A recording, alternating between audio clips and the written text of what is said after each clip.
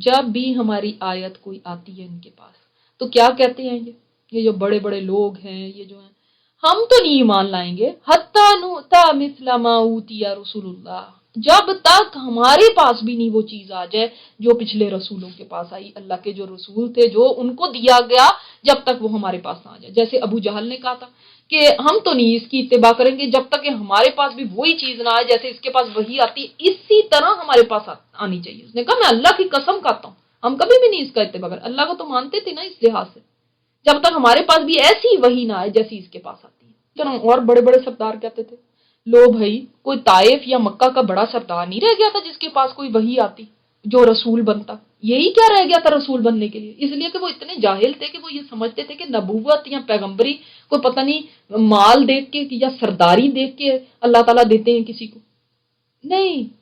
نبوت رسالت یاد رکھے کوئی انسان اپنی محنت سے نہیں پا سکتا کہ محنت کرے اتنی عبادت کرے پھر اس کو نبوت مل جائے، ایسے نہیں ہے۔ اللہ تعالیٰ چوز کرتا ہے، اللہ عالم حیث یجعل رسالتہ، اللہ کو زیادہ پتا ہے کس کو وہ اپنا رسول بنائے، اللہ کے چنے ہوئے ہوتے ہیں، یہ کسی کی محنت سے نہیں ہوتے، پھر اللہ تعالیٰ ان کو ویسا ہی پیدا کرتا ہے اور اسی طرح اس قابل ہی بنا کے پیدا کرتا ہے کہ ان کے اخلاق اور اعمال ایسے ہوتے ہیں۔ مگر کوئی اپنی محنت سے، کوئی اپنا کمال دکھا کے، کوئی ریاضتیں کر کے یہ درجہ نہیں پا سکتا۔ یہ اللہ تعالیٰ جس کو چاہے چن لے، اللہ جانتا ہے کہاں پہ اس نے اپنی رسالت دینی ہے، یہ تم لوگ نہیں کہہ سکتے کہ تم اپنا ڈیسائیڈ کرو کس کو ملنی چاہیے کس کو نہیں ملنی چاہیے۔ قریب پہنچے گا ان لوگوں کو جنہوں نے جرم کیا، ذلت اللہ کے ہاں، اللہ کے ہاں کہاں؟ یعنی یہ بھی ہو سکتا ہے کہ اللہ کے ہاں قیامت کے دن ذلت اٹھائیں گے، اور یہ بھی ہو سکتا ہے کہ اللہ کی طرف سے ان کے اوپر ذلت آئے گی، تو دنیا میں بھی ایسا ہو سکتا ہے۔ دنیا کی تاریخ گواہ ہے ان قوموں کے جن لوگوں نے ایسے ایسے کام کیے اور کفر کیا، ان کے ساتھ کیا ہوا۔ جو بڑے بنتے تھے، دیکھیں اکابر کی انہی اکابر کا کہا جاتا ہے جو دنیا میں بڑے بنتے تھے نا، دیکھیں جب بھی سزاؤں کی بات آتی نا تو جیسا جرم ہوتا ہے ویسی سزا آتی تھی۔ دنیا میں بڑے بن کے بیٹھتے تھے، ہم اتنے بڑے ہیں ہمیں نبوت ملنی چاہیے، ہم لوگوں کو ہٹاتے تھے اللہ کے راستے تھے، اس کے لیے چالیں چلتے تھے، مکر کرتے تھے۔ تو اللہ تعالیٰ نے کہا دیکھو ان قریب وہ وقت آئے گا یہ صغار ہوں گے، نیچے ہوں گے، ذلیل ہوں گے، ان کی رسوائی ہوگی اللہ کے ہاں، وعذاب شدید بما كانوا یمکرون، جو مکر یہ کرتے تھے اس کی وجہ سے اللہ تعالیٰ ان کی جو بڑائی ہے نا، جو یہ عزت کے بڑے ٹھیکیدار بنتے، خاک میں ملا دے گا۔ قیامت کے دن جب اللہ کے سامنے حاضر ہوں گے تو آپ کو پتا ہے متکبرین یا جو اکابر ہے وہ ذلیل و خوار ہو کے حاضر ہوں گے۔ یہ ہدایت دے دے اس کو، تو پھر اللہ تعالیٰ کیا کرتا ہے اس کو ہدایت دینے کے لیے؟ یشرح صدرہ للاسلام، کھول دیتا ہے اس کا سینہ اسلام کے لیے۔ اب اس کے ساتھ اللہ ارادہ کرتا نا، کیونکہ ہدایت اور گمراہی کس کے ہاتھ میں؟ اللہ کے ہاتھ میں، نبی پاک صلی اللہ علیہ وسلم کے ہاتھ میں بھی نہیں تھی، یہ ہم سب جانتے ہیں نا۔ تو اللہ تعالیٰ فرماتے ہیں جس کے ساتھ اللہ ارادہ کرتا ہے کہ اس کو ہدایت دے دے، اس کو یہ راستہ دکھا دے، اس کا سینہ وہ کھول دیتا ہے اسلام کے لیے۔ اور یہی اتنی بڑی نعمت ہے کہ آپ صلی اللہ علیہ وسلم کے لیے بھی اللہ تعالیٰ نے فرمایا نا الم نشرح لک صدرک، کیا ہم نے تمہارا سینہ نہیں کھول دیا؟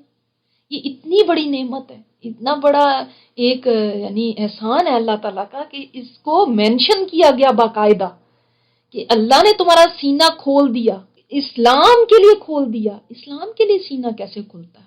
یعنی جب اسلام کے لیے سینہ کھلتا ہے نا تو پتہ ہے کیا ہوتا ہے؟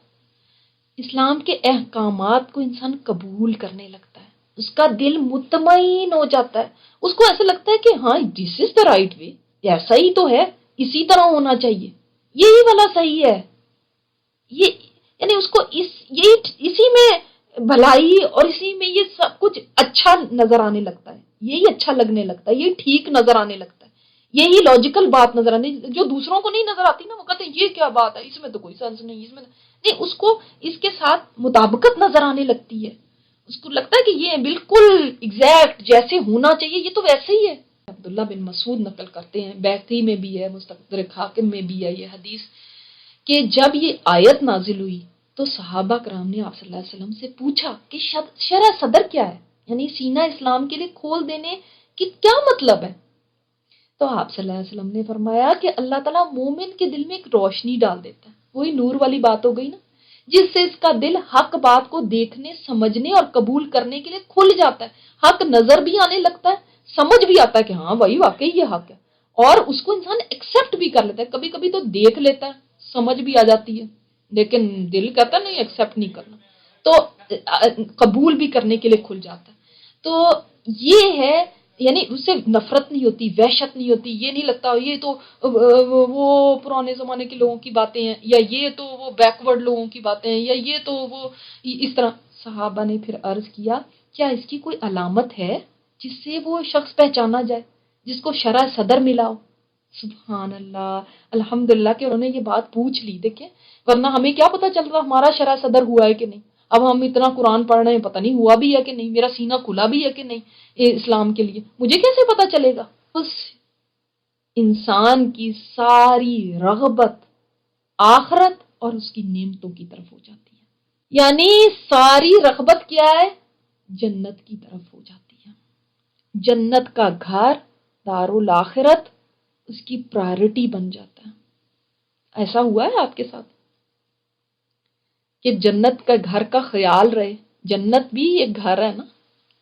دن میں اپنے مصروفیات میں دیکھیں کہ دنیا کے گھر کی سجانے، سنوارنے، صفائی، اس کو بہتر بنانے، اس کو رکھنے، اس کے لیے زیادہ فکر اور سوچ رہتی ہے، یا دارالخلود جو ہے ہمیشگی کا گھر جنت، اس کی فکر رہتی ہے کہ اس کو میں کیسے بناؤں، اس کو میں کیسے سنواروں، اس میں نے جانا ہے، اس کی میں نے قیمت جوڑ لیا یا نہیں؟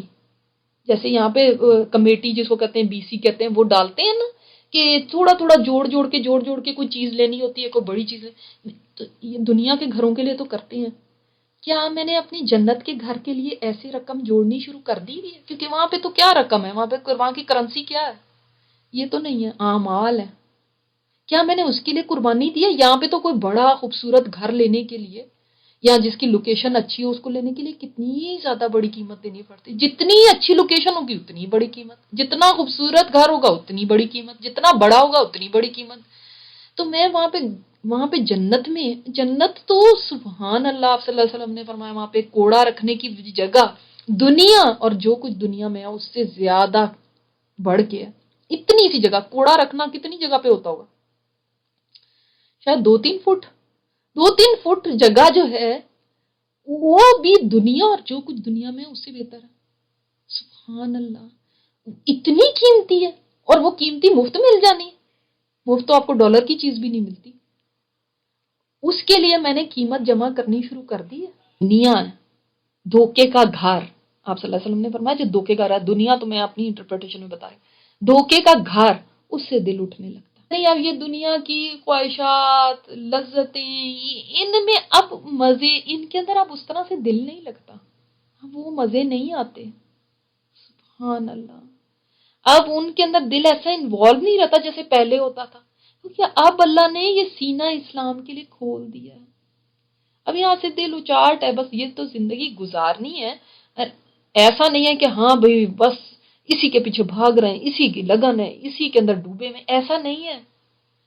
اب یہاں سے دل اٹھ گیا۔ نمبر 3، اس کے بعد موت سے پہلے موت کی تیاری۔ یہ نہیں اس کے اندر کہ اب میں نے جی قبر کی زمین خرید لی ہے تو جی میں نے موت کی تیاری کر لی اور کفن بھی لا کے گھر میں رکھ لیا، یہ موت کی تیاری ہوگی۔ یہ نہیں ہے موت کی تیاری۔ موت کی تیاری یہ ہے کہ انسان موت کے آنے سے پہلے اپنے اعمال درست کر لے، موت کے دن کا انتظار نہ کرے جی ابھی کون سا ہم بوڑھے ہوئے ہیں، جب بوڑھے ہوں گے تو توبہ کر لیں گے، اس کا انتظار نہ کرے۔ ہم میں سے اکثر تو اسی کا انتظار کرتے ہیں نا، ہم تیاری کب شروع کرتے ہیں؟ جب کسی کو پتا چل جائے کہ اللہ معاف کرے اب کینسر لاسٹ سٹیج پہ آ گیا، لو جی اب تیاری شروع کر دو۔ اے نادان، اللہ تو نے تو صحت کے دن سارے گنوا دیے، اب تو جانے کا وقت آ گیا، اب تو تیاری کرنے بیٹھ گیا۔ ادھر بندہ مر جاتا ہے تو پھر پیچھے سے کہتے ہیں لوگوں تم لوگ کچھ بھیج دو اس کے لیے، کچھ قرآن پڑھ پڑھ کے بھیجو، اس زندگی میں تو اس نے اپنے لیے بھیجا نہیں۔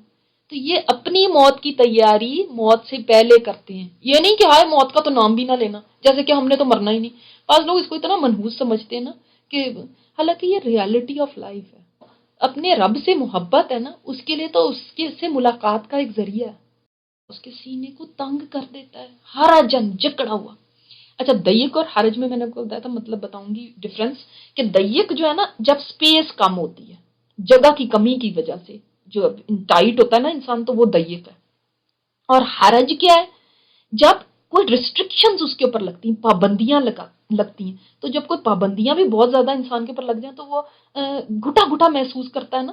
کئی گھروں کے اندر بھائی بڑے بڑے گھر ہوتے ہیں لیکن ان میں اتنی پابندیاں کہ بھائی انسان سانس لینا بھی مشکل ہوتا ہے. تو وہ کیا ہے، اب سپیس تو کم نہیں ہے لیکن وہ کیا حرج، اور ضیق کیا جب سپیس کم ہے، سینہ گھٹ رہا ہے، حرج بھی ہے، گھٹ رہا ہے، بھنچ رہا ہے.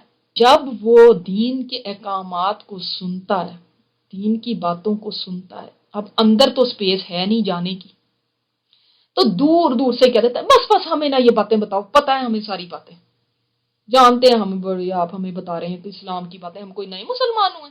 جب کوئی ان کے سامنے مجلس میں اللہ کی باتیں شروع کر دیتا ہے تو ان کو بس ایسے لگتا ہے کہ ان کو سانس نہیں آ رہی، اتنے انکمفرٹیبل ہوتے ہیں. یہ میں نے اپنی آنکھوں سے دیکھا تو مسلمانوں کا حال ہے، اتنے انکمفرٹیبل ہوتے ہیں کہ جیسے پتہ نہیں کیا بات شروع کر دی.